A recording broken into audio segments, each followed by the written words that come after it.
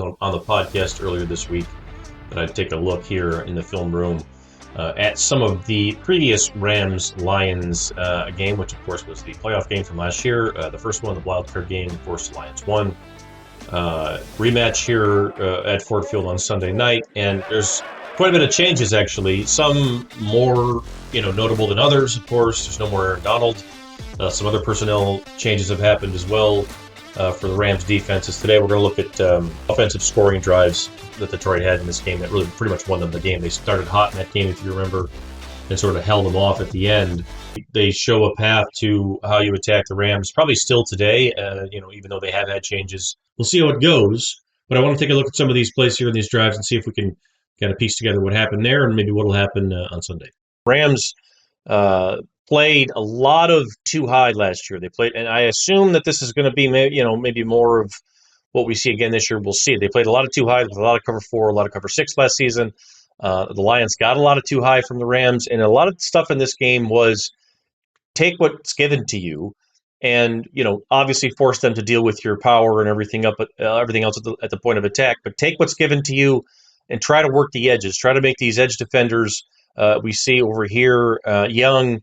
Try to make these edge guys really earn their money away from Aaron Donald if you can. Sometimes you're going to have to go at him. It is what it is. But make sure that you're really going with everything you've got, and you've at least got him in a good position with the gap and everything else. So this first one's going to be a counter, which the Lions run more than probably anybody in the league, and they run it better than certainly anybody in the league. I'm going to split this in half so we can see both sides of it here. Jonah Jackson, of course, is gone. He's actually on the other side now with the Rams. Be Kevin Zeitler in this situation, who's more than capable. So he's pulling across. Standard counter tray situation here. Here comes Glasgow. Here comes Penei Sewell. Part of the reason why the Lions are so good at everything they do, Brock Wright, look how far he's going to go to get over here to get that linebacker to get 56. You're going to get backside seals. I'm going to let this go for a second. Counter action from the backside seals. And then again, all the way around with the tight end. I think that's Laporta is going to come around and get a nice seal there on Jones to make this play work. As you can see, the athleticism here and the hole that opens up. Look at how much room has been created already right off the shoot. As you see, Sewell, Ragnow, and Graham Glasgow on the right side of the line completely caved that thing out. And the other thing, the Lions have outstanding tight ends. This is why Brock Wright was given an offer from the 49ers that the Lions clearly matched right away. And then Sam Laporta was a much better blocker last year than I thought he was going to be as a rookie. I would assume, health and everything permitting, he's going to be even better than that going forward this season. So right away, you can see that's the Lions' bread and butter stuff right there. Counter action. We're going to build, if you're the Lions, run action off of this for the rest of the game, and you're going to see more of this stuff from different personnel groups, different formations, and all that sort of thing. All right, here we go. One of the Lions' favorite wide pitch concepts, Zorro, essentially, is what the Shanahan offense calls this. The Rams run this too. It's going to come back later in the game, but essentially as we run back here, sorry, I went too far on that, but it's going to come back. You see St. Brown's going to come through, slip in here, and he's not really going to block anybody unless somebody crosses his path, but it's really to create space and widen people out, to get people kind of moving. The entire line is going to reach hard. You're going to see Decker, that's the tight end right there, is going to seal off there, and then it's going to be a read situation off the pitch further back. The Lions run this quite a bit. They also have a pass off this, which we're going to see a little bit later. That works out pretty well for them. As you can see here on the other side when it comes up, how this gets blocked, everybody reaching. Again, we talk about the Lions' proficiency on the offensive line. So much of it is because they are super athletic, everybody across the board. It's not just, as I highlighted Ragnow here, this is a big-time block on Bobby Brown. As he gets all the – look at the – Brown is not a slow guy. You see how fast Frank got out of there? If I can get this back without, completely ruining it. Here. Look how fast he gets out of here. Glasgow and Sewell, too, but, look how much fast. Frank is already on him. He's already snapped the ball. His hands are inside, exactly where they're supposed to be, right? Already on him. He's already on him, and he's already stepped to where I can get leverage, right? If I take one more hard step to my right, which he's going to do, and then, that's a totally badass front side reach block. And this is not, like we said, Brown's not a bad player. He makes a nice play later in our little clip here. Really freaking good stuff, and it's just so underrated. Glasgow has always been a good climber here, getting up to the second level. Sewell is just completely caving this guy And this is a nice, he just runs it up the guy's off of the tackle's back. I don't remember what this thing got. Looks like it probably should have gotten more than that. But that's not bad, right? That's not a bad little chunk off a pitch play. The Rams know what this is. They have this in their own stuff. They know how to fit it and everything. Could have got a nice block out here, but hey, pretty darn good. And that shows you a little bit of all the Lions can do offensively up front with that line. First play action of the game, like we talked about earlier with the counter, the Lions ran a lot of gap stuff in this game, powers and counters.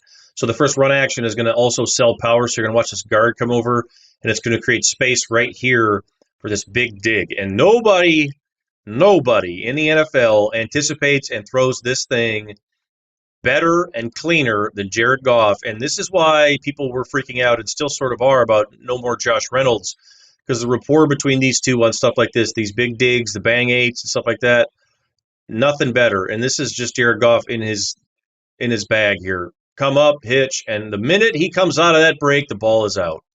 We're not wasting any time.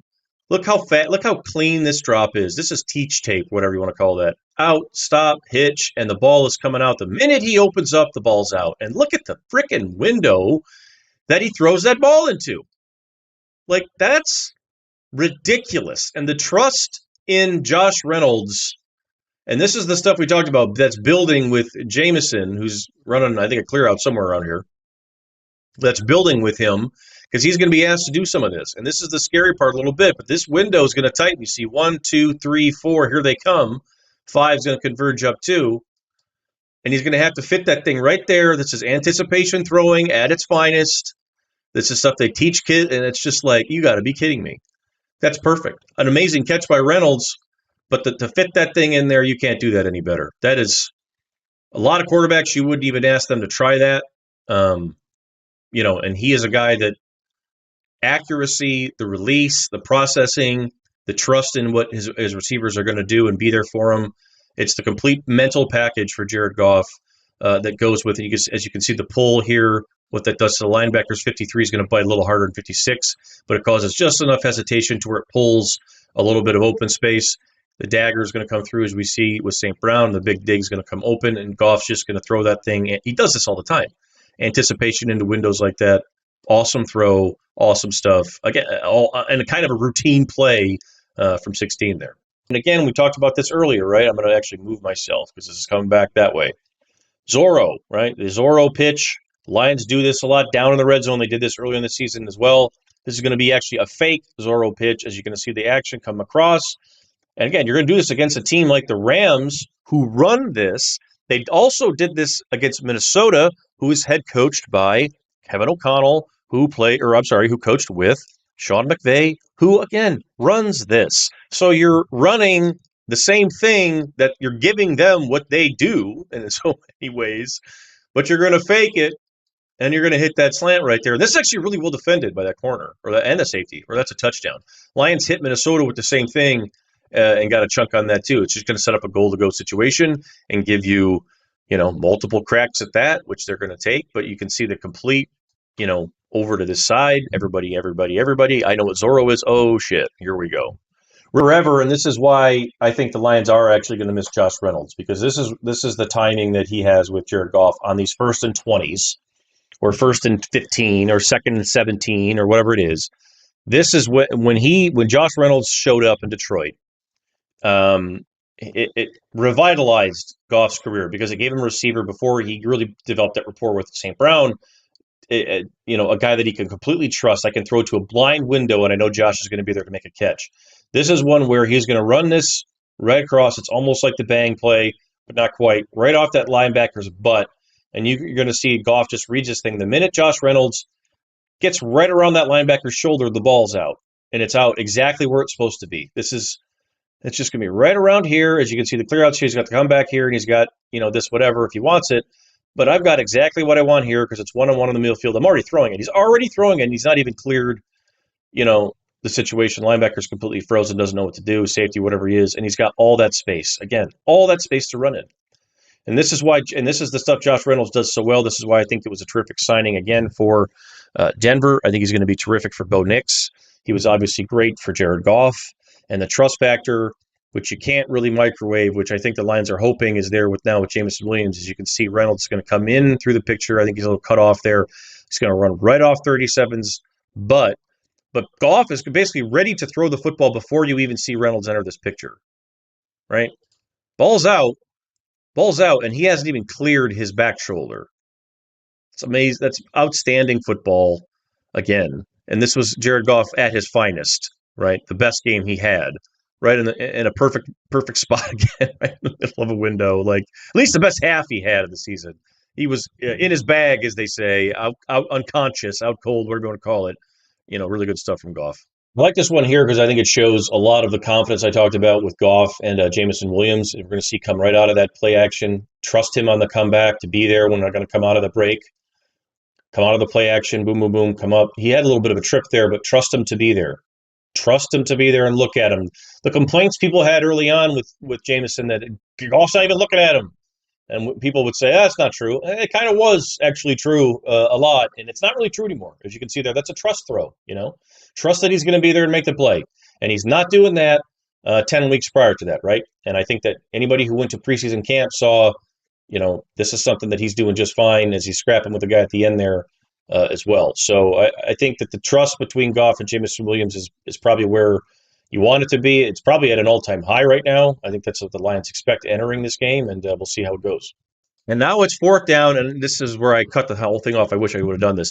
When they win in the huddle, coming out of this on 4th down, the Rams matched personnel, and what you had here before when they come out of the huddle was 2 tight ends. It's 22. 2 tight ends and 2 backs with Jason Kabinda, the fullback. So the Rams match this because damn well it's 4th and goal, and they might do that. They might run it down here.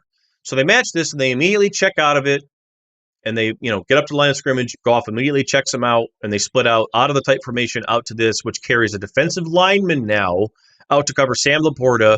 You do have a safety on a tight end and a fullback on a linebacker, whatever, but you've got a defensive lineman now on one of the most athletic tight ends in football, which is just easy money. It's 4th down. He's just going to run a go get open. That's not even a route. That's just a go get open. That's just outstanding chess by the Lions in general, where when this play started, and I wish I would have had this on the other cut, but I screwed it up. When this play started, it shifted. So he comes in, and these tight ends and fullbacks are all in here, and I think Goff was under center and all this, right? So Goff's under center. You got Montgomery's back here. Just imagine. Kabinda's out here. Skipper's in the game. Reporting is eligible, right? You got the other tight end over here, Laporta, and then they shift out, and the Rams are like, we're in this personnel. We're already on the field. You can call timeout if you want, but you're already down. Do I want to try to see what happens here? Whatever. And look, he just go get open. It's not even a route. That's just go get open, make a play. Outstanding stuff. I think you'll see a lot of this again in terms of philosophy from this game. I don't think a whole lot will change, but maybe some new wrinkles as well. Excited to see what the Lions have for the Rams on Sunday. Can't wait to watch it. We'll be here, of course, again after the game with the post-game show. Hope to see all the subscribers in our upper tier for that one as well. Without further ado, until then, I should say, thanks for watching and take care.